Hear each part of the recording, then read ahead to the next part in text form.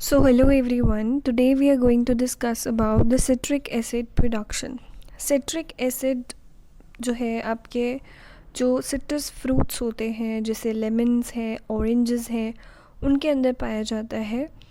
And जो citric acid है वो एक वीक एसिड होता है। सो सिट्रिक एसिड का प्रोडक्शन 3 तरीके से हो सकता है। पहला है सॉलिड स्टेट फर्मेंटेशन या फिर जिसको बोलते हैं koji process. Second is surface culture process and third is the submerged process. सबसे पहले बात करते हैं सॉलिड स्टेट फर्मेंटेशन के बारे में, जिसको हम कोजी प्रोसेस भी बोलते हैं। It was first introduced in Japan. Raw material जो हम यहाँ पे यूज़ कर रहे हैं that is apple pomace, sugar cane, beet, molasses etcetera.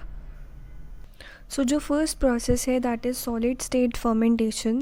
इसमें हम क्या करेंगे, जो हमारा सॉलिड सबस्ट्रेट है विच इज़ दी जो कि apple pomace, sugar cane, beet, molasses वगैरह हो सकते हैं, इनको हम सोक करेंगे पानी के अंदर up to 65 to 70% of the water content. After the removal of excess water, the mass undergoes a steaming process. उसको हम फिर जो हमारे पास मास आया है उसको हम स्टीमिंग करेंगे।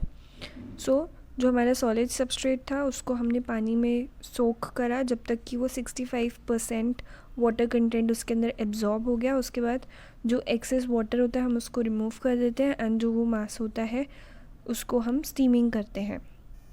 उसके बाद आपके पास एक स्टार्च का पेस्ट सा बन जाता है which is inoculated by spreading aspergillus niger conidia in form of aerosol or as liquid conidia suspension on the substrate surface। देखो सॉलिड स्टेट फर्मेंटेशन, ये क्या है सॉलिड स्टेट फर्मेंटेशन। तो सॉलिड स्टेट फर्मेंटेशन में क्या होता है कि जो मॉइस्चर कंटेंट होता है ना वो लेस देन 15% होता है। यहाँ पे हम क्या करते हैं कि हमारे पास एक सॉलिड सबस्ट्रेटम होता है, we have a solid substratum, उसके ऊपर हम क्या कराते हैं माइक्रो ऑर्गेनिज्म की ग्रो कराते हैं। उसके ऊपर हम क्या कराते हैं माइक्रो ऑर्गेनिजम्स को ग्रो कराते हैं। लेकिन जो लिक्विड फर्मेंटेशन होता है उसमें क्या करते हैं कि सपोज़ ये बायो रिएक्टर है, इसके अंदर हम एक मीडियम प्रोवाइड करेंगे और फिर वो जो माइक्रो ऑर्गेनिजम्स हैं वहाँ पर मूव करते रहेंगे, वहाँ पे ग्रो करेंगे। लेकिन सॉलिड स्टेट फर्मेंटेशन में उनकी जो ग्रोथ है that is to the attached substratum. अब जो pH है सबस्ट्रेट का वो 5 to 5.5 रहता है, temperature 28 to 30 degree Celsius. Growth can be accelerated by adding alpha amylase.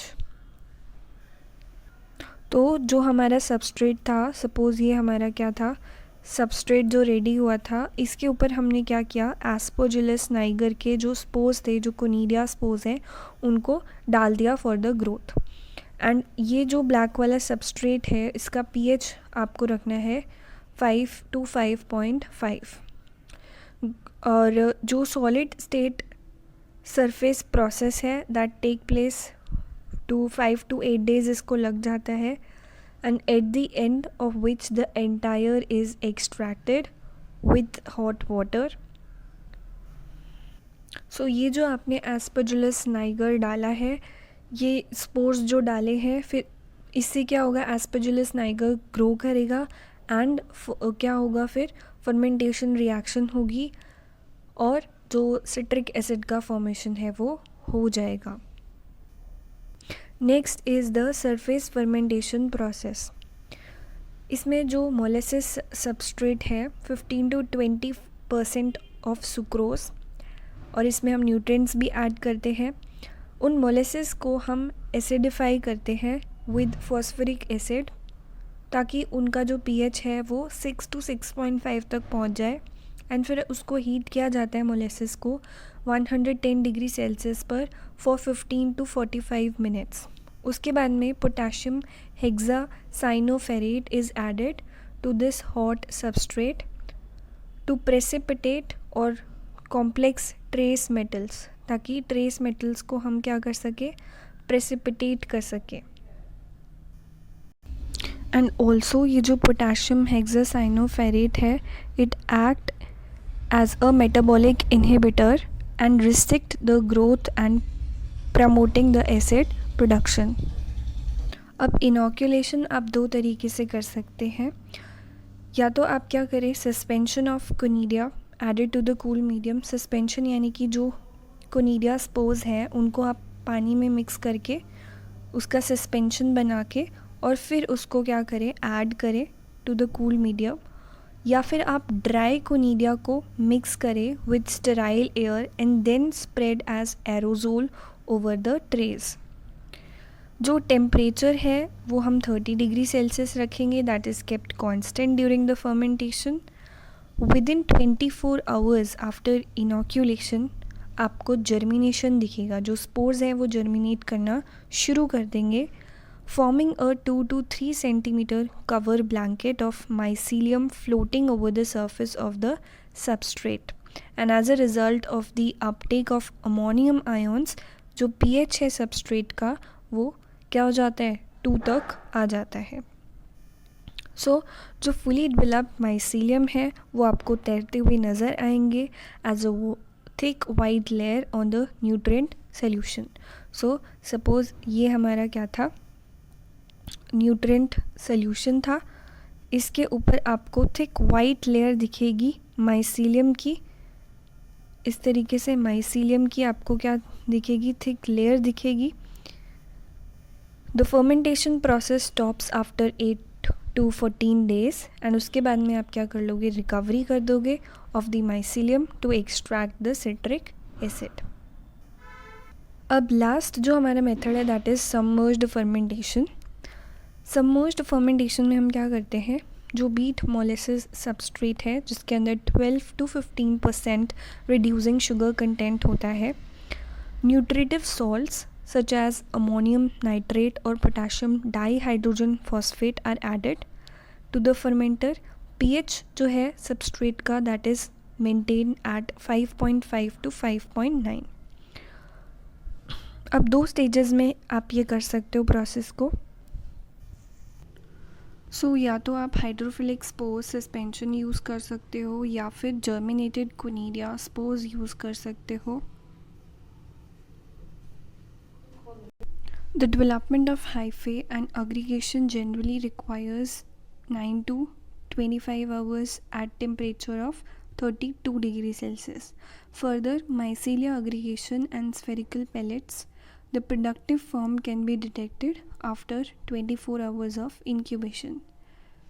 Change of the pH in this phase.